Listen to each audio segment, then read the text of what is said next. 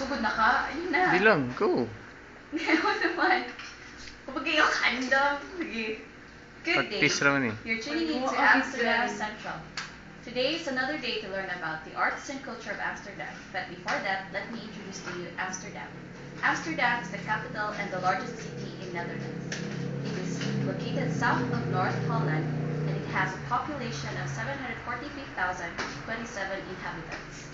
The city was founded in the late 12th century as a small fishing village. Historical Centric is renowned for its concentric canals, largely built during the Dutch Golden Age in the 17th century. Don't you know that Amsterdam literally means Amsterdam?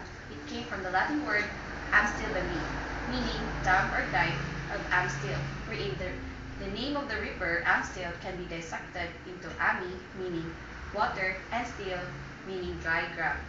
It is a proud fact that just about everyone in Amsterdam speaks English, but they also speak German and French. Now we bring to you Crystal K. Tumada, live in Luho, Fatima. Oh, mayroong